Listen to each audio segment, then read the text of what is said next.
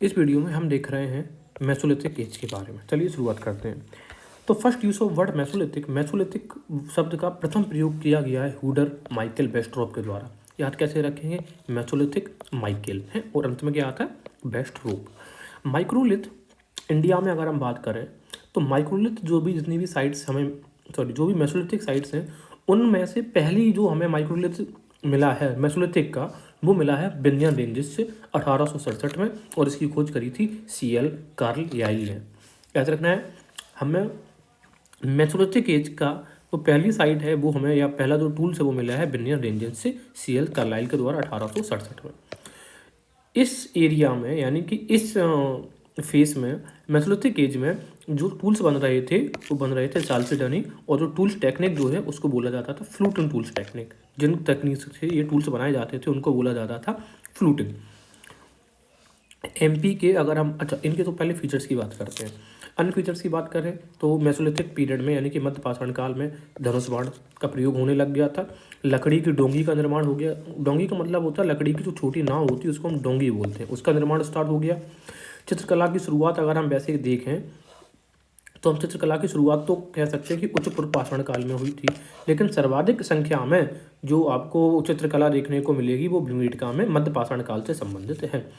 और चित्रकलाएं हमें कहाँ पे देखने को मिलती है? भीमबेटका, आदमगढ़ से ही हमें राइनो हंटिंग के सीन्स प्राप्त होते हैं कि गेंडा हाथी को मारने का दृश्य कहाँ से प्राप्त होता है? आदमगढ़ की गुफाओं से। तो क्वेश्चन पूछेगा इस तरीके से तो हम याद कैसे करेंगे? जिसमें दम होता है भाई, जो गेंडा जैसे विशाल जानवर की का वध कर सकता है उसका हंट करेगा। दूसरा, सुहागी घाट और मूरन पहाड़ जो दो इलाके हैं उत्तर प्रदेश के मिर्जापुर से, यहाँ पे भी हमें पेंटिंग्स देखने को मिली है। मूरन पहाड़ में एक ऐसा पेंटिंग्स मिला है कि एक मतलब चारों तरफ से दो हाथ में धनुष बाण लिए हुए लोग एक लोगों को घेर के रखा हुआ है। इससे हमें पता चलता है कि धनुष बाण के बारे में लोग परिचित हो चुके थे। और सुहागी घाट से भी हमें पेंटिंग्स देखने को मिली हैं, और ये दोनों लोकेशंस कहाँ की है? मिर्जापुर उत्तर प्रदेश की। यद्यपि हम पशुपालन की बात करेंगे तो पशुपालन के जो साक्ष्य हैं, शुरुआती जो साक्ष्य हमें बागोर के राजस्थान से और मध्य प्रदेश के आजमगढ़ है वहाँ से हमें मिलता है। यानी कि कुत्ता पालने के जो साक्ष्य हमें बागोर आजमगढ़ से प्राप्त होते हैं। ठीक है, अब हम बात करेंगे मध्य प्रदेश में एक इलाका है पंचमढ़ी हिल स्टेशंस भी है। यहाँ पर भी कुछ हमें गुफाएं मिलती हैं। उन गुफाओं में हमें दो नाम प्राप्त होते हैं, एक जम्बू द्वीप प्राप्त होता है और एक होता है भ्रांतनीर या फिर डोरोथी। ठीक है, तो जम्बू द्वीप या भ्रांतनीर जैसे नाम हमें रॉक शेल्टर्स जो है पंचमढ़ी के वहाँ से प्राप्त होते हैं। दूसरी हम बात करेंगे उद्योगों की, तो मध्य प्रदेश और उत्तर प्रदेश में हमें उद्योगों के साक्ष्य प्राप्त होते हैं। मध्य प्रदेश का एक इलाका है बाड़ा शिमला। ठीक है, अब याद रखना बाड़ा शिमला को आप ये मत समझ लेना कि शिमला में है। और उत्तर प्रदेश में बरकच्छा, यानी कि ये बरकच्छा और सिद्धपुर जो तहसील है कहाँ पे? ये प्रयागराज के डिस्ट्रिक्ट में उसका प्राप्त होता है। अब एक चीज़ हम डिस्कस करेंगे अग्नि का बारे में। देखिए अग्नि के इससे लेकर हमें बहुत सारे डाउट्स हैं। तो अग्नि का जो आविष्कार है वो तो हो गया था लोअर पैलियोलिथिक एज में, यानी कि निम्न पूर्व पाषाण काल में। अग्नि का आविष्कार तो हमने कब किया था? निम्न पूर्व पाषाण काल में, यानी कि सबसे शुरुआती पहला जो फेज था उसमें अग्नि का प्रथम प्रयोग, पहली बार हमने प्रयोग कब किया था मानव ने? वो किया था प्रथम प्रयोग मध्य पाषाण काल में, और हम नियमित प्रयोग करने लग गए थे न्यूलिथिक एज में, यानी कि एग्रीकल्चर के साथ साथ में हम आगे का नियमित प्रयोग करने लग गए थे। तो ये तीन चीज़ें हमें याद रखनी है। अग्नि का आविष्कार लोअर पैलियोलिथिक एज में, प्रथम प्रयोग मेसोलिथिक एज में, और नियमित प्रयोग हमने किया है न्यूलिथिक एज में। अच्छा, एक इंपॉर्टेंट फीचर जो आपको मध्य पाषाण काल में देखने को मिलता है, जैसे धनुष बाण, लकड़ी की डोंगी, चित्रकला और ये पशुपालन, इसके अलावा जो पॉटरी है, पॉटरी का जो पहला अपीयरेंस है, यानी कि पहली शुरुआत जो हुई है मृदभांडों के निर्माण की, वो हुई है मध्य पाषाण काल में। एक इलाका है तिलवाड़ा, एक साइट मिलेगी आपको तिलवाड़ा, मैं आपको इसकी लोकेशन दिखाता हूँ। वेट, ये इलाका है तिलवाड़ा, ये राजस्थान में है। यहाँ पर हमें मध्य पाषाण काल से प्रथम मृदभांडों का साक्ष्य प्राप्त होता है। लेकिन अगर ये पूछा जाए कि विशाल मात्रा में, अधिक मात्रा में, या नियमित तरीके से, या सु आकार के, यानी कि अच्छे आकार के जो मृदभांड हमें कब देखने को मिलेंगे? वो देखने को मिलेंगे नवपाषाण काल का। क्योंकि किसी भी चीज़ की जिस समय शुरुआत होती है वो हर चीज़ अपनी शुरुआती दौर में होती है, फिर उसमें सुधार होता है, तब वो अपना विशालतम रूप या अपना फाइनेस्ट रूप वो ले पाता है। तो इस तरीके से तो पॉटरी के पहला अपीयरेंस है वो मध्य पाषाण काल में होता है, लेकिन सर्वाधिक शुद्ध और सबसे अच्छी आकार में जो आपको पॉटरी पॉटरी देखने को मिलेगी वो नवपाषाण काल में देखने को मिलती है, यानी कि न्यूलिथिक एज में। तो इस प्रकार की, जैसे अग्नि के बारे में एक चीज़ हो गई, दूसरा पॉटरी के बारे में हो गया, और तीसरा हो गया चित्रकला के बारे में। तो इन 3 चीज़ों को लेकर कई बार एग्जाम से क्वेश्चन पूछे जाते हैं और हमें कन्फ्यूजन हो जाता है कि कौन सी चीज़ किस एज में। तो हमें की टर्म्स याद रखने हैं। वो प्रथम प्रयोग पूछ रहा है, नियमित प्रयोग पूछ रहा है, कि पहली बार की बात कर रहा है, कि सबसे विशालतम एरियाज की बात कर रहा है। तो इस तरीके से हम चीज़ों को डील करते हैं। अब हम बात करते हैं मेसोलिथिक एज की जो साइट्स हैं उनके बारे में। आइए, सबसे पहले मेसोलिथिक एज की वही साइट्स हम देखेंगे, पोटवार प्लेटू या सोवन वैली, जो हमने पिछले में डिस्कस किया था, यानी कि पूर्वपाषाण काल में। वही है मध्यपाषाण काल की। अब एक राजस्थान का एक इंपॉर्टेंट लोकेशन है बागोर, ठीक है ना। क्या है लोकेशन? बागोर। अच्छा, इस बागोर को आप एक एमपी में, यहाँ पर एक सिद्धि डिस्ट्रिक्ट के अंदर एक लोकेशन हमें देखने को मिलता है बागोर। तो बागोर अलग है और बागोर अलग है, या ऐसे मान लो 2 बागोर हैं, एक एमपी में है और एक है आपका कहाँ पे, राजस्थान में, ठीक है। तो अब हम बात कर रहे हैं यहाँ पे राजस्थान की। तो देखो, बागोर की सबसे पहली बात करेंगे तो बागोर जो मेसोलिथिक और चालकोलिथिक, बागोर में आपको मेसोलिथिक साइट तो है ही है, साथ में ये ताम्रपाषाण कालीन साइट भी है और लोह युग की साइट भी है। यहाँ पे माइक्रोलिथ्स मिले हैं। जो माइक्रोलिथ्स हमें प्राप्त हुए हैं वो इससे हमें ये पता चलता है कि जो लोकल में जो भी पत्थर अवेलेबल था, जैसे कि चर्च और क्वार्टर्स, उसी से ये माइक्रोलिथ्स का, यानी कि सूक्ष्म जो औजार हैं उनका निर्माण किया गया है। अगर हम बात करेंगे बागोर की, तो ये किस नदी के किनारे पर है? क्या है? कोठारी नदी के किनारे पर। जैसे कोई किसी की कोठी बहुत अच्छी होती है तो आप क्या करते हैं? गौर से देखते हैं। बागोर कोठारी रिवर के किनारे भीलवाड़ा जिले में है। और इसका जो खनन किया है वो बहुत इंपॉर्टेंट नाम है, वो है वी.एन. मिश्रा। तो वी से बागोर, वी से वी.एन. मिश्रा का नाम, पूरा नाम है वीरेंद्र नाथ मिश्रा। क्या नाम है? वीरेंद्र नाथ मिश्रा। ओके। इसके अलावा ये जनरली एक ऐसे क्वेश्चन पूछता है कि क्या ये सैंडी ड्यून पर स्थित है, यानी कि जो कह सकते हैं जो बालू का टीला है वहाँ पर ये स्थित है। कौन? बागोर जो साइट है। दूसरा, यहाँ पर हमें ह्यूमन क्रीमेशन, यानी कि मानव के जो दाह संस्कार होता है, जो मानव दाह संस्कार होता है उसके साथ हमें प्राप्त हुए हैं। तो याद कैसे करेंगे? जब मानव का दाह संस्कार होता है, अंतिम बार हम अपने मानव को देख रहे होते हैं तो हम बड़े गौर से देखते हैं, बागौर, बड़े गौर से देखते हैं। तो मानव का दाह संस्कार बागौर से। दूसरा, ह्यूमन स्केलेटन, यानी कि मानव नर कंकाल। अगर ये बताओ कोई भी नर कंकाल जैसा शरीर होता है जिसमें कोई हाड़ मांस, मतलब हाड़ ही हाड़ है, मांस नहीं है, तो हम सब उसे गौर से देखते हैं कि कितना पतला व्यक्ति है। तो ये ह्यूमन स्केलेटन भी बागोर से प्राप्त हुआ है। इसके अलावा सिस्टमैटिक बरियल, सिस्टमैटिक बरियल का मतलब है तरीके से जो भी समाधान है वो भी हमें बागोर से प्राप्त हुए हैं। इसके अलावा लार्जेस्ट मेसोलिथिक साइट है, अगर मध्यपाषाण काल में अब तक हमने जितनी भी साइट्स खोजी हैं भारत के अंदर, उसमें सबसे लार्जेस्ट यही है। कौन सी? बागोर। दूसरा, यहाँ पर एक हमें एक ऐसा एरिया मिला, एक ऐसा मतलब फ्लोर मिली है जो यहाँ पर पत्थरों से उसको ढका गया था, यानी कि उसकी, जैसे आज के टाइम पे हम टाइल्स लगाते हैं तो उस तरीके से वो पत्थर से उन एरियाज को क्या किया था? ढका गया था। ये इस बात का संकेत देता है कि जो एरिया था ये बुचरिंग एरिया था, यानी कि बूचड़ खाना था। क्या था? बूचड़ खाना के साथ भी हमें यहीं से प्राप्त हुए हैं। बचरंग एरिया के साइड प्राप्त हुए हैं बूचड़ खाना, बा से बागौर और बा से बूचड़ खाना। इसके अलावा हमें यहाँ पर देखने को मिला है जो घर की जो सतह है, यानी कि घर की जो ज़मीन है, जो फ्लोर है, जो तल है घर का, वो भी क्या, उसमें भी पत्थर लगाए गए हैं। तो ये हमें एडवांसमेंट दिखाता है उस समय के लोगों का, राइट। ओके। इसके अलावा हमें देखना क्या है? तो ये हमने बागौर के एरिया को देखा। आइए रिकॉल करते हैं एक बार बागौर को। बागौर में मेसोलिथिक, चालकोलिथिक, आयरन, यानी कि मध्यपाषाण काल, ताम्रपाषाण काल, लोह युग के भी साक्ष्य मिले हैं। जो माइक्रोलिथ हमें मिले हैं वो वहीं के लोकल के जो पत्थर हैं, क्वार्ट्ज और क्वार्ट्ज, उससे बने हुए थे। कोठारी रिवर के किनारे पर है। वी.एन. मिश्रा ने उत्खनन किया है।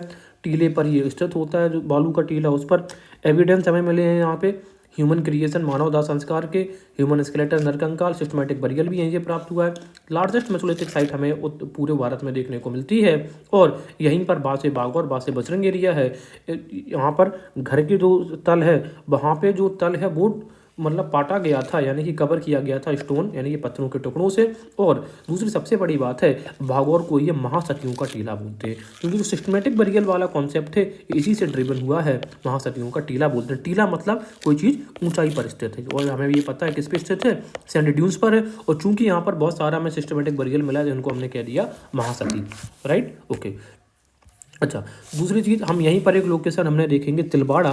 मैंने आपको पहले भी बताया है कि जो मध्य पाषाण काल की जितनी भी साइट्स हैं, मध्य पाषाण काल की जितनी भी साइट्स हैं, उनमें सबसे प्रथम मध्य पाषाण काल में हमें पॉटरी के साथ यानी कि भांडू के साथ हमें तिलवाड़ा से ही प्राप्त होता है। राइट, यहाँ पर ये तिलवाड़ा लूनी नदी के किनारे पर, ये लूनी नदी का एरिया है और यहाँ पर पॉटरी मेकिंग की बात करी गई है। और वैसे भी आपको एक हिस्टोरिकल चीज़ याद रखनी है कि यहीं पर मल्लीनाथ जो पशु मेला है वो यहीं पर तिलवाड़ा में लगाया जाता है। तो राजस्थान की 2 साइट्स हमने देखी, तिलवाड़ा पागौर। आइए अब बात करते हैं हम किस एरिया की। राजस्थान से सटा हुआ जो हमारा राज्य है वो है गुजरात। गुजरात में इंपॉर्टेंट साइट्स जैसे कि एक लोटेश्वर हमें देखने को मिलेगी, लोटेश्वर। दूसरा हमें ये लोटेश्वर दिख रही है, दूसरा है रतनपुरा, ठीक है, और ये है लंगनाच। तो सबसे पहले हम बात करेंगे लोटेश्वर की। अब लोटेश्वर में सबसे बड़ी बात ये है कि ये पाटन डिस्ट्रिक्ट जो है गुजरात का, वहाँ पे ये लोकेट होती साइट। इंडस वैली सिविलाइजेशन की भी साइट हमें लोटेश्वर जो है वो आईबीसी की एक साइट है। और यहाँ पर जो हमें एविडेंस मिलता है वो डोमेस्टिकेशन ऑफ एनिमल्स का भी हमें यहाँ से एविडेंस प्राप्त होता है। इंपॉर्टेंट चीज़ याद रखना है। हाँ, तो देखो, बागौर से भी आपको डोमेस्टिकेशन ऑफ एनिमल्स के साक्ष्य प्राप्त होते हैं, यानी कि पशुपालन का साक्ष्य हमें बागौर से भी प्राप्त हो रहा है। अगर यहाँ पे बात करेंगे तो आदमगढ़ से प्राप्त हो रहा है। और अगर हम गुजरात में बात करेंगे तो लोटेश्वर से प्राप्त हो रहा है। आपको एमसीक्यू से यही पूछा जाता है कि राजस्थान की कुछ साइट दे देंगे गुजरात की और पूछेंगे यहाँ पे कहाँ पे पशुपालन के साथ प्राप्त होते हैं, तो लोटेश्वर से। अब हम याद कैसे करेंगे? देखो, सीधी सी बात ये है कि अगर आपने कोई पशु खरीद लिया है, पशु आपने कोई परचेस कर लिया, वो पशु उतना दूध नहीं देता, तो क्या आप उसको लौटा पाते हैं? नहीं लौटा पाते हैं। तो हम एक बार खरीदा हुआ पशु को वापस नहीं लौटा पाते हैं लोटेश्वर। चलिए, तो पशुओं के साथ बागौर से, लोटेश्वर से। अच्छा, अब दूसरी जो इंपॉर्टेंट साइट है गुजरात की वो है लंगनाच। ये महसाणा डिस्ट्रिक्ट जो है गुजरात का, वहाँ पे है। अगर हम लंगनाच की बात करें तो आपको 2 क्वेश्चन यहाँ से पूछेगा जनरली। देखो, जितने भी माइक्रोलिथ्स हमें प्राप्त हुए हैं पूरे इंडिया में, माइक्रोलिथ्स यानी कि मेसोलिथिक एज के जो भी टूल्स, उनमें से सबसे फाइनेस्ट क्वालिटी का मतलब सबसे सुपीरियर क्वालिटी, सबसे अच्छी क्वालिटी के जो माइक्रोलिथ्स हैं वो यहीं से प्राप्त हुए हैं, लंगनाथ से। दूसरी बात है, यहाँ पर ह्यूमन बरियल्स भी हमें प्राप्त हुए हैं और यहाँ पर एविडेंस ऑफ राइनो बोन्स यानी कि गैंडे की हड्डियों के साथ भी कहाँ से हमें मिले हैं? लंगनाथ से। तो लंगनाथ किन किन चीज़ों के लिए फेमस है? यहाँ पे एक तो 14 स्केलेटन्स मिले हैं। 14 स्केलेटन्स का मतलब है 14 नरकंकाल। ह्यूमन बरियल्स मिल रहे हैं। राइनो के बोन्स का एविडेंस भी आपको लंगनाथ में मिलेगा, गुजरात के रीजन में। ठीक है, गेंडा ऐसे याद रखो, गा से गेंडा, और गेंडा कहाँ पे मिलेगा हमें? गुजरात में। गुजरात की भी कौन सी साइड? लंगनाथ। यानी कि ये मान लो जैसे जनरली आपने क्या गेंडा को देखा होगा कि ना, ये खाई से सराउंडेड, जैसे इस एरिया में गेंडा है और ये खाई है, तो जो गेंडा है वो खाई को लांग नहीं सकता है, लांग नहीं सकता यानी कि लंगनाथ। हाँ, अब यहाँ इसकी जो खोज करी थी वो किसने करी है? जो एक्सकवेशन किया है वो करी है एच.डी. संकीला। एच.डी. संकीला जनरली यही मुंबई का जो डेक्कन कॉलेज है वहाँ के से बिलोंग करते थे, यानी कि उसके ये प्रोफेसर ये हुआ करते थे। अब याद कैसे करेंगे संकीला को? लंगनाथ से। हम चलिए देखते हैं। देखो, अब वही लंगनाथ को हमने याद करेंगे लांगना। अगर ये बताओ, शंख, कोई भी शंख होता है जो, तो शंख होता है, अगर वो रास्ते में पड़ा तो क्या आप उसको लांग सकते हैं? तो आंसर सुनो, क्योंकि वो शंख को हम क्या मानते हैं? पवित्र मानते हैं। तो संकीला है लंगनाथ। चलिए, तो राजस्थान की हमने तो गुजरात की साइड्स देखी हैं।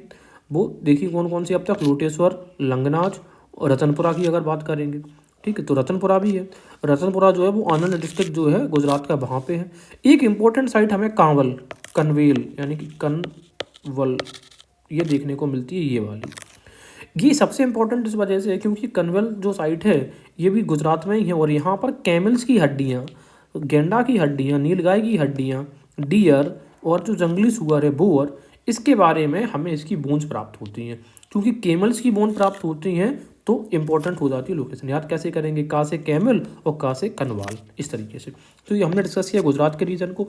अब हम जो डिस्कस करेंगे वो करेंगे रीजन जो है हमारा है वो है ये जालाहल्ली। जालाहल्ली एक है ये कर्नाटका का। अब देखो हम याद कैसे करेंगे? देखो बात ये है कि अब यहाँ पर अगर आप पिछले वीडियोस आपने अगर देखा है, यानी कि पहला जो हमने डिस्कस किया है पूर्वपाषाण काल को, तो हल्ली, संगन कल्लू, पयम पल्लू, अभी बहुत सारी साइट्स आएंगी। तो जाला हल्ली को हम कैसे याद करेंगे कि मेसोलिथिक एज का है? तो देखो, जाला यानी कि मीसो का जाल, यानी कि मैस होता है। मैस का मतलब क्या होता है? नेट, और नेट को हिंदी में क्या बोलते हैं? जाल, ऐसे याद रख सकते हैं। दूसरे, जाला हल्ली इस वजह से इंपॉर्टेंट है कि यहाँ पर डी शेप्ड के जो ट्रांसवर्स एरो हेड टूल्स यहाँ से हमें प्राप्त हुए हैं, किसके? डी शेप्ड के। तो जाला हल्ली डी शेप, तो डी और जे, डी जे हो गया, डी जे। अब है ये टेरी साइट्स, ठीक है ना। तो टेरी साइट्स ये हुआ है आपको कहाँ से मिली है, तमिलनाडु में साइट है। लेकिन हम इसे याद ये रखना पड़ेंगे कि ये मेसोलिथिक की साइट है, तो हमने याद कर लिया तेरी माँ, जैसे टेरी माँ, तो तेरी माँ यानी कि माँ से Mesolithic. Tirunelveli district, Robert Bruce fruit ने इसकी खोज करी है टेरी, और इसमें ये 11 सैंड ड्यून्स हमें मिले हैं, यानी कि 11 बालू के टुकड़े हमें यहाँ से प्राप्त हुए हैं, राइट। दूसरा, object made of flint and church, जो बने हैं यहाँ पे ऑब्जेक्ट वो किससे बने, फ्लिंट एंड चर्च से। तो ये बात हुई टेरी साइट से। आंध्र प्रदेश में जो साइट है, एक तो रेनगुंटा केव्स है, दूसरा नागार्जुन कोंडा चित्तूर में, तीसरा गुंडला ब्रह्मेश्वर ये नल्लामाला डिस्ट्रिक्ट है। ये हमें आंध्र प्रदेश की 3 साइट्स हमने देखी। अच्छा, इसके बाद अब हम उत्तर में बढ़ रहे हैं यहाँ पे इसकी तरफ, ये उड़ीसा। उड़ीसा में जो हमने पहले देखी थी डारी डुंगारी साइड देखी थी, एक डारी डुंगारी, जो कि पूर्वपाषाण काल से रिलेटेड है, पूर्वपाषाण काल से रिलेटेड है डारी डुंगारी। क्योंझार की बात करेंगे तो क्योंझार भी मेसोलिथिक एज का है, तो हम याद कैसे करेंगे, देखो जो मैस किसी ने फैलाया है, जो मैस का मतलब होता है रायता, जो किसी ने फैलाया वो हम क्यों झा रहे हैं, क्यों झा रहे हैं तो किसी और का, तो क्यों झा रहे हैं यानी कि क्योंझार मेसोलिथिक की। मयूरभंज यानी कि यहीं पर एक साइट है, अब ये वाली साइट आप छोड़ दो, हालांकि जो मयूरभंज जो कुचाई है वो नीलोथिक एज का है। तो आप बस याद रखो कि उड़ीसा में क्योंझार है मेसोलिथिक किसी का मैस। ये है बीरभानपुर। आप ये कह सकते हो, अगर आप देखोगे उत्तर भारत में नहीं पूरे इंडिया में जो सबसे पूर्वी साइट्स होगी किसकी, मेसोलिथिक एज की, वो आपको बीरभानपुर देखने को मिलेगी। तो ये साइट भी क्रिम से लगाने को आ सकती हैं आपको, तो याद रखिएगा, ठीक है। बीरभानपुर हो गया। अब हम बात करेंगे हमारा जो इलाका है, ये जो मध्य प्रदेश है इसकी। मध्य प्रदेश में भीमबेटका को हमने पहले डिस्कस किया था, भीमबेटका की खोज करी है वीएस बकानकर ने।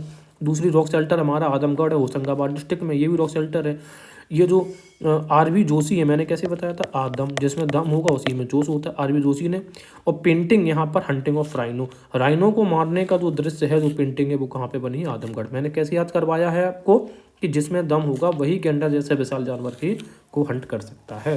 तो ये चीज़ें हमें आपको याद रखनी है। अच्छा, अब हम बात करेंगे जो सबसे कंजेस्टेड एरिया है, वो है आपका उत्तर प्रदेश का इलाका। उत्तर प्रदेश के इस इलाके में बहुत सारी साइट्स देखने को मिलेंगी, छोटी बड़ी साइट। सबसे पहले है शहर नहर राय, SNR जिसको लिखा गया है। SNR का मतलब है शहर नहर राय, और इसमें सारी की सारी चीज़ें हम नहर से याद करने वाले। आइए देखते हैं।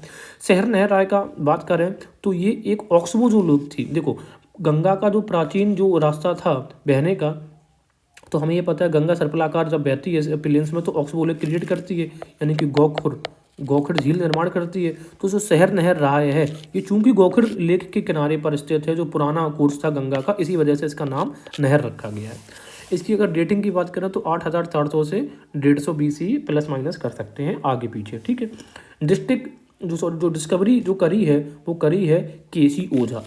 अब देखो हम कैसे याद करेंगे, नहर केसी ओझा, ठीक है। अब सीधी सी बात ये बताइए, शहर नहर रहा है, नहर में ओझा उलझ जाते हैं लोग, है ना। अगर नहर में आप डूब जाते हैं तो उलझ जाते हो, तो नहर की खोज करिए, ओझा ने उलझ गए हैं। लेकिन इसका एक्सकैवेशन किया है गोवर्धन राय शर्मा ने, जो कि यूनिवर्सिटी ऑफ जो इलाहाबाद है वहाँ के ये प्रोफेसर थे आर्कोलॉजी में। और अगर बात करें शहर नहर राय किस जिला में है, तो बात करेंगे ये प्रतापगढ़ ऑफ उत्तर प्रदेश। शहर नहर राय कहाँ पर है, प्रतापगढ़ में। माइक्रोलिप्स यहाँ से खोजे गए हैं। अब जो सबसे इंपॉर्टेंट चीज़ है बोधरा देखना है, हॉर्न मेड इम्प्लीमेंट्स, यानी कि श्रृंगी से बने हुए औजार। हॉर्न का मतलब होता है जो सींग होता है, सींग से बने हुए औजार, श्रृंगी औजार इसको बोलते हैं हिंदी में, उसका प्रयोग किया यहाँ पे खोजे गए हैं। दूसरी सबसे बड़ी इंपॉर्टेंट बात है, यहाँ पर 14 बरियल्स खोजे गए हैं, जो कि ऑब्लॉन्ग पिट्स यानी कि गड्ढों में समाधान खोजे गए हैं। कितने, 14 समाधान, वो भी ऑब्लॉन्ग पिट्स यानी कि गड्ढों में। तो हम ऐसे याद रखें, एक नहर है, उसके किनारे किनारे पर कई सारे गड्ढे हैं, और कितने गड्ढे हैं नहर के किनारे पर, ये 14। जैसे ना ऐसे बनता है तो 4 भी ऐसे बनता है, तो नहर में कितने, 14 मिलेंगे आपको, ठीक है। 14 गड्ढों में आपको बरियल्स मिले हैं। सबसे बड़ी बात यह है कि शहर नहर राय को माना जाता है कि ओल्डेस्ट ह्यूमन फॉसिल, यानी कि सबसे प्राचीन जो मानव फॉसिल है वो भी आपको इन्हीं बरियल्स से प्राप्त होता है। अच्छा, अब चूंकि यहाँ पर 14 बरियल्स प्राप्त हुए हैं, 14 बरियल्स एक साथ मिले हैं, तो ये माना जाने लगा कि यहाँ पर मानव जो आक्रमण है उसके पहले अवशेष, यानी कि मानव युद्ध के पहले अवशेष हमें यहीं से प्राप्त होते हैं। जो 14 बरियल एक साथ, भाई कोई किसी को क्यों दफनाएगा, ठीक है। तो इसमें क्या हुआ है, जो हमें ये जो 14 बरियल्स ऑब्लॉन्ग पिट्स मिले हैं, इनमें क्या है, एक ऐसी समाधि मिली है जहाँ पे 4 पर्सन एक साथ ही दफनाए गए हैं। तो इससे ये पता चलता है कि ये नॉर्मल किसी की 4 लोगों की मृत्यु नहीं होगी एक दिन में, है ना। जरूर इनको आक्रमण करके युद्ध में ये मारे गए होंगे, इस वजह से इनको एविडेंस ऑफ ह्यूमन इन्वेजन बोला जाता है। तो 4 पर्सन्स की एक ही ग्रेव में जो चीज़ें मिली हैं उसमें 2 मेल हैं 2 फीमेल हैं, इस बेसिस पे हमने इसको ह्यूमन इन्वेजन का सच माना है। और इनके साथ साथ जो मानव को दफनाया गया है इन बरियल्स में, उनमें उनके संबंधित उनके जीवन के लिए जो गुड्स है, गुड्स का मतलब है जो जीवन पर जाने के बाद, ठीक है ना, जो भी चीज़ वस्तुएं हैं वो ग्रेव गुड्स भी हमें वहाँ पे प्राप्त होते हैं। तो ये चीज़ हमें समझ में आती है, राइट।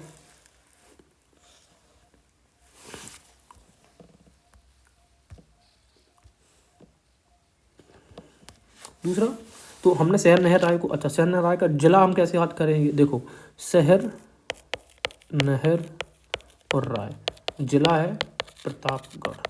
तो जो प्रतापी लोग होते हैं, प्रतापी लोग जो होते हैं उनको राय नहीं चाहिए होती किसी की, ऐसे याद कर ले तो प्रतापगढ़ में, ठीक है। आगे देखेंगे दमदमा, दमदमा। अब दमदमा में जो दमदमा जो है वो भी प्रतापगढ़ में है, तो जो प्रताप लोग होते हैं वो दमदम करते हैं, है ना, दमदमा। तो ये किस नंबर पर है, सराय जो रिवर है उस पर है दमदमा, ठीक है। याद रखना, शहर नहर राय सराय रिवर के किनारे पर नहीं है, दमदमा सराय नदी के किनारे पर है। शहर नहर राय से 14 बरियल्स मिले हैं और दमदमा से 41 ह्यूमन बरियल्स मिले हैं। सब सर्वाधिक अधिक ह्यूमन बरियल्स आपको दमदमा से ही प्राप्त होंगे, कितने, 41। तो जैसे दम दम, जैसे डी डी माँ माँ 2 बार 4 बार आ रहा, तो जैसे मान लेना सर्वाधिक यहीं से मिले हैं, कितने, 41। अच्छा, दूसरा बात करेंगे यहाँ पर इन बरियल्स के साथ में वो ये इम्प्लीमेंट्स भी मिलते हैं। इम्प्लीमेंट्स जो भी मिले हैं यहाँ पर ये कॉन्सेप्ट हमें दिखाते हैं कि मध्यकाल में, यानी कि मध्य पाषाण काल में जो कॉन्सेप्ट है रीबर्थ का वो जन्म चुका था, यानी कि जो फिलोसफिकल कॉन्सेप्ट है उसका जन्म हो चुका था। दमदमा से ही हमें ए हर्थ यानी कि चूल्हा मिलता है, साथ में हमें कुछ वंड फ्लोर प्लास्टर मिलता है, यानी कि सतह ऐसी मिलती है जिसका प्लास्टर जला हुआ था। और यहीं से दमदमा से हमें क्या मिलता है, चार्ड वाइल्ड ग्रेन, यानी कि जंगली जो अन्न है वो यहाँ पे प्राप्त हो रहा है। आइवरी ऑर्नामेंट, आइवरी का मतलब है जो हाथी का जो दांत होता है उसका, ये सबसे इम्पोर्टेंट है, हाथी दांत का आभूषण हमें कहाँ से मिल रहा है, दमदमा से। तो कैसे याद रखेंगे, हाथी दांत के आभूषण का जो दाम है वो सर्वाधिक होता है, ठीक है ना। और ये जो है वो रहेगा क्या, बहुत ज़्यादा प्रीसियस है, राइट। अच्छा, अब हमने जैसे यहाँ पर देखा कि एक ऐसी ग्रेव मिली थी जहाँ पर 2 मेल 2 फीमेल एक ही उसमें दफन किए गए थे, उसी तरीके से दमदमा में हमें ट्राई ह्यूमन बरियल मिल रहा है। कैसे, 3 लोग एक ही में दफन है, किसमें, दमदमा में। तो देखो दाम कितना, ट्राई, तो हम याद कैसे करेंगे, दमदमा में थी तो देखो डी आता है एंट्री 4 नंबर पर, तो डी से 1 कम कर दूँ 3, तो ट्राई वाला आ जाएगा दमदमा में, राइट। चलिए, अच्छा अब हम बात करेंगे महादहा। महादहा, महादमा भी कहाँ पे देखने को मिलेगा, प्रतापगढ़ में। ये महादहा जो है वो हैबिटेशन साइट भी थी और साथ में बचरिंग साइट भी थी, यानी कि बूचड़ खाना था, यहाँ पर जानवरों को काटा जाता था। तो बहुत इंपॉर्टेंट चीज़ है, पूछेगा कि बूचड़ खाना किस साइट में था, महादहा में, ठीक है, जहाँ पे लोगों को दाह किया जाता था, ऐसे याद रखते हैं। अच्छा, दूसरा ये यहाँ पर फायर फिट्स यानी कि गड्ढे भी मिले हैं, आग वाले गड्ढे, जो जिन गड्ढों में लोग आग जलाते थे। तो अब जो पहली बचरंग साइट है यहाँ से हमें ये भी पता चलता है कि एनिमल एक्सचेंज जो स्टार्ट होना हो गया था, यानी कि जो शहरी जीवन है, अर्बनाइजेशन है, उसके हमें यहाँ पे शुरुआती लक्षण यहाँ पे दिखाई देते हैं। दमदमा में, महादहा में सबसे इम्पोर्टेंट चीज़ है ये भी प्राप्त होता है कि यहाँ पे डेवलपमेंट ऑफ फैमिली यूनिट, यानी कि मानव एक परिवार के रूप में, है ना, वो अपना विकास करने लग गए थे। महादहा में ही डबल बरियल मिलेंगे, डबल मतलब 2, तो इसको हम सती बरियल भी बोल देते हैं। महादहा से 28 बरियल हमें प्राप्त हुए हैं, जिनमें कि हड्डियों से बने आभूषण हमें प्राप्त होते हैं, जो दिखाते हैं कि निश्चित तौर पर ये गरीब लोगों के बरियल रहे होंगे। देखो दमदमा से कितने बरियल मिले हैं, 41, सर्वाधिक। महादहा दहा दहा दहा 28, ठीक है। और डबल बरियल महादहा से, triple burial, try human burial मिला है दमदमा से। जो ये डबल बरियल, इसी को हम सती बरियल बोलते हैं, ये भी याद रखिएगा। तो सती बरियल महादहा, यानी कि महादेव और पार्वती से याद कर लो, महादेव और पार्वती उनकी पत्नी सती है ना, तो सती बरियल, डबल बरियल। अगला लोकेशन आता है हमारा चौपानी मांडो। चौपानी मांडो बेलन घाटी, चौपानी मांडो बेलन घाटी प्रयागराज में देखने को मिलेगा। चेयर्ड ग्रेन यानी कि भुने और जले हुए हमें जो अन्न है वो मिले हैं, वाइल्ड राइस के साथ मिले हैं। स्टोरेज पोर्ट्स का मतलब है जो मृतभांड हैं वो भी मिले हैं। ये सर्वाधिक चौपानी मांडो में जो सबसे इम्पोर्टेंट 2 फीचर हैं, एक तो है आपका जो आपको मृतभांड मिल रहा है, यानी कि इस काल में मृत भांडों का उद्भव हो गया है। और चौपानी मांडू से जो दूसरा प्रश्न कई बार पूछा जाता है वो है यहाँ से 14 हट्स मिले हैं और वाटरलैंड द्वार। याद करिए पूर्वपाषाण काल में हमने क्या देखा था, तो पैसारा नाम का स्थल है, वहाँ पे पहली बार हमें हट्स के साक्ष्य मिले हैं। लेकिन सबसे विस्तृत स्तर पर हमें जो 14 हट्स के साक्ष्य मिले हैं तो वाटल और द्वार से बने वो चौपानी मांडू से मिले हैं। इससे ये दिखाया जाता है कि लोग अपना घर लगभग बनाने लग गए थे, यानी कि कैंप सेटलमेंट्स हो गए थे। और जब कैंप सेटलमेंट्स हो गए थे तो लोग अपना समुदाय या सोसाइटी का विकास करने लग गए थे। और घरों का बनाना इस बात का संकेत है कि लोग जंगली जानवरों से अपने आप को सुरक्षित करने के लिए इन घरों का निर्माण कर रहे थे। ठीक है, अब चूंकि हमें ये पोर्ट्स मिल गया था, स्टोरेज पोर्ट्स मिले हैं, मृदभांड मिले हैं, तो ये हमें इंडिकेशन देता था कि लोग वो में ये बदलाव हो रहा था मानव जीवन में कि human transition food gathering to food production, यानी कि लोग फूड गैदर जो पहले करते थे अब वो फूड स्टोरेज करने का जो सिलसिला है वो शुरुआत हो चुका था। यानी कि शुरुआती जो साक्ष्य हैं हमें एग्रीकल्चर के जो शुरुआती लक्षण है वो मेसोलिथिक एज में मिलते हैं, लेकिन नवपाषाण काल में यानी कि न्यूलिथिक एज में हमें एग्रीकल्चर अपने मतलब विकसित रूप में देखने को मिलता है। राइट, तो ये सब चीज़ें हमने डिस्कस करी। आइए हम इनको एक बार रिकॉल कर लेते हैं। देखो, शहर नया राय में 14 बरियल्स मिले थे, दमदमा में 41 ह्यूमन बरियल्स मिले थे, महादहा में कितने 28 ह्यूमन बरियल्स मिले थे। उसी तरीके से अगर हम सहन नहर की राय की बात करें तो एक ही बरियल में 4 लोगों की लाश हमें कहाँ पे मिलेगी, कंकाल मिले हैं सहन नहर राय से। दमदमा से हमें मिले हैं 3 लोगों के और महादहा से मिले हैं 2 लोग एक ही कब्र में। चौपानी मांडो में 14 हट्स मिली हैं, ये चीज़ हमें याद रखनी है। अब 2 इंपॉर्टेंट हमारी लोकेशंस बचेगी, एक बचेगी ये मोरन पहाड़। मोहन पहाड़ रॉक पेंटिंग्स के लिए फेमस है। यहाँ पर ये दिखाया गया था हॉर्स ड्रिवन चैरियट है, यानी कि एक रथ है जिसको कौन खींच रहा है, घोड़ा। तो उस समय देखो घोड़ा और रथ का प्रयोग लोग कर रहे हैं, तो ये अपने आप में एडवांसमेंट है उस समय का। और जिसको एक घोड़े के द्वारा एक रथ खींचा जा रहा है और ये मान लेते हैं हॉर्स है, और इस हॉर्स को लोग घेर के रखे हैं। तो जैसे नहीं लगता जैसे महाभारत में भी तो ऐसे लोग करते थे। इस घेरे में जो लोग हैं उनके हाथ में धनुष और क्या बाण है, यानी कि एक तरीके से एक युद्ध का पैटर्न हमें देखने को मिलता है कहाँ पे, मोरन पहाड़ में। ठीक है, दूसरा बात करेंगे लेखहाइया या बागखोर, ये एक ही लोकेशन है। ये भी एक तरीके का स्टोन रॉक शेल्टर हुआ करता था, किस एरिया में, बिरजापुर में है लेखहाइया या बागखोर। जैसे शहर नहर रहा है, दमदमा, महादहा, ये सब आपको मिलेगा प्रतापगढ़ के एरिया में, चौपानी मांडू। ठीक है, ये सब प्रतापगढ़ में। अच्छा, और जो लेखहाइया बागखोर मिर्जापुर में मिलेगा। इसमें largest number of human skeletons हमें देखने को मिलते हैं। इसमें दूसरी सबसे बड़ी बात यह है कि microlith tool became progressively smaller. Lekhahia और बागोर से जो हमें टूल्स मिल रहे हैं वो अपेक्षाकृत आकार में अपेक्षाकृत काफ़ी हमें छोटे मिलते हैं। ठीक है, तो लेखाइया मोरन पहाड़ से भी पेंटिंग्स मिल रही हैं। लेखाइया या बागखोर, खोर का मतलब ही है कोई केव, तो यहाँ पे स्टोन रॉक केव्स हैं, तो स्टोन रॉक्स हमें शेल्टर देखने को मिल रहे हैं। दूसरा हमें देखने को मिलेगा यहाँ पे जो लोकेशन होगी सुहागी घाट, ये भी मिर्जापुर में देखने को मिलेगी। तो कैमूर हिल्स है, वहाँ पर ये रॉक शेल्टर्स देखने को मिलेंगे। और जो सबसे इंपॉर्टेंट चीज़ है, first discovery of rock painting in world, पूरी दुनिया में जितने भी रॉक पेंटिंग्स खोजी गई थी वो उसकी पहली डिस्कवरी यहीं पर हुई है सुहागी घाट में 1867-68 में। किसके द्वारा, ए कार्लियाल यानी कि आर्कीवोल्ड कार्लियाल के द्वारा। तो ये इंपॉर्टेंट बहुत इंपॉर्टेंट लोकेशन हो जाती है, कौन सी, ये वाली। ठीक, अच्छा दूसरी बात कहेंगे लेखाइया में सबसे अधिक, अगर हम बात करेंगे ह्यूमन स्केलेटस, ये पॉइंट याद रखना है, सबसे अधिक जो ह्यूमन स्केलेटन है यानी कि नर कंकाल, बरियल्स की बात नहीं कर रहे हैं, ये समाधियों की बात नहीं करी जा रही, ये कर रहे हैं नर कंकालों की बात। सर्वाधिक जो नर कंकाल है वो हमें कहाँ से मिलेंगे, लेखाइया से प्राप्त होते हैं। ये वाला पॉइंट हमें जरूर याद रखना है।